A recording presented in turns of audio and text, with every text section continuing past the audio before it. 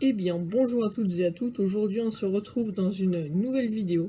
Et comme vous l'avez vu dans le titre, je vais vous expliquer comment bien réussir la reproduction de ces corridoras. Alors, contrairement à ce qu'on peut dire sur le net, enfin moi je me rappelle dans mes débuts, quand j'avais regardé sur internet, sur des forums, beaucoup de personnes disaient que c'était assez compliqué, alors qu'en réalité, pas du tout. Il y a quand même quelques critères à respecter, donc je vais vous les citer tout de suite. Déjà pour commencer, l'idéal c'est d'avoir un couple de corridora, hein, sinon il n'y aura pas de bébé. Après, généralement, les personnes en achètent beaucoup ou moins, ça dépend. Mais généralement, on les achète petits. Donc quand ils sont petits, on peut pas savoir si c'est un mâle ou des femelles. Donc soit je vous recommande d'acheter, par exemple, sur le Bon Coin, une personne qui est sûre qu'elle a un couple, ou alors d'en acheter entre 6 et 8 pour être sûr d'avoir au final un couple adulte. Ensuite, il faut que vos corridoras soient adultes, ce qui est une chose assez obligatoire. Donc vous les mettez dans un bac planté de préférence, la femelle va préférer pour pouvoir aller cacher ses œufs, ou alors dans un bac isolé où elle sera toute seule. Pourquoi un bac isolé? Tout simplement car si jamais il n'y a pas de plantes, voire peu, les poissons qui s'y trouvent à l'intérieur risquent de manger les œufs, alors que dans un bac isolé, il n'y aura pas de souci, les œufs ne seront pas mangés. Donc comment savoir quand sa femelle Corydoras est prête à pondre? Tout simplement vous allez vous en rendre compte car déjà le mâle est beaucoup plus petit que la femelle et la femelle aura un très gros ventre. Et ensuite l'élément déclencheur de la ponte, ça va être un changement d'eau, mais un changement d'eau froide.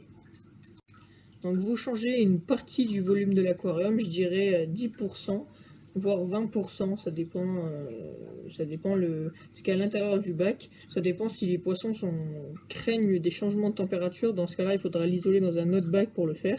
Si on a des poissons qui ne craignent pas trop les écarts de température, donc il n'y en a pas beaucoup mais il y en a, vous pouvez le faire dans le bac communautaire. Le changement d'eau froide va tout simplement stimuler la femelle car ça va représenter de la pluie à l'état naturel. Et la femelle, à l'état naturel, attend qu'il pleuve, donc la pluie est plus froide que l'endroit où elles sont.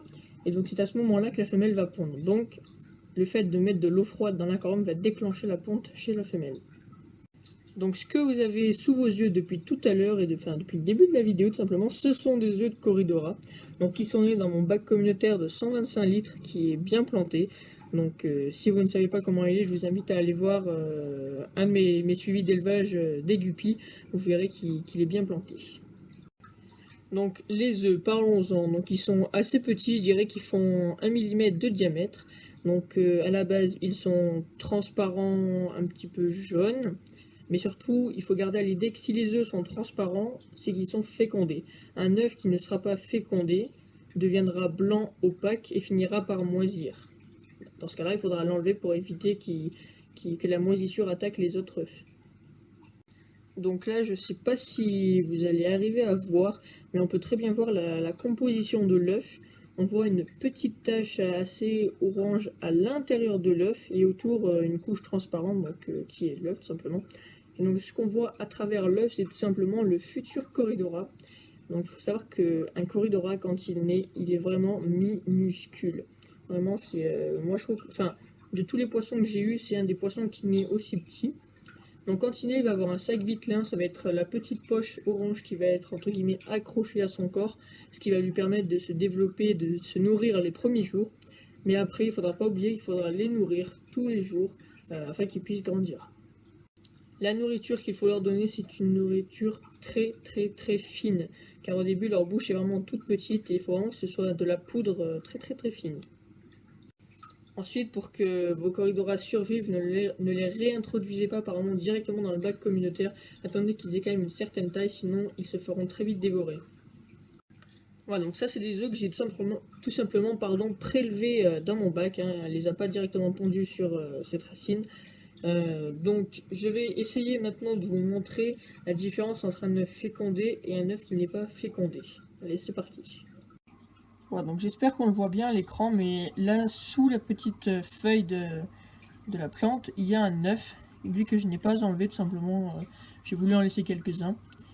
Donc lui, il est fécondé, on peut voir qu'il est assez transparent, mais si je me décale un tout petit peu plus vers la gauche, contre la paroi du filtre, je vais essayer de faire la mise au point dessus.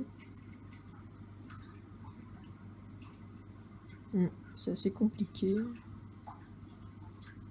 Enfin, en vrai, je pense que vous voyez à peu près comment est l'œuf. On peut voir qu'il est blanc opaque. Et donc celui-ci n'est pas fécondé. Donc il va finir par moisir. Un petit coucou au petit Guppy. Donc voilà pour cette vidéo, donc j'espère vous avoir éclairé sur la reproduction du Corydora. Si vous avez plus de questions, n'hésitez pas à nous les poser en commentaire ou sur Snapchat. Pour nous suivre sur Snapchat, c'est aquafish11. Voilà, donc sur ce, j'espère que cette vidéo vous a plu, et puis moi je vous dis à la prochaine. Allez, ciao!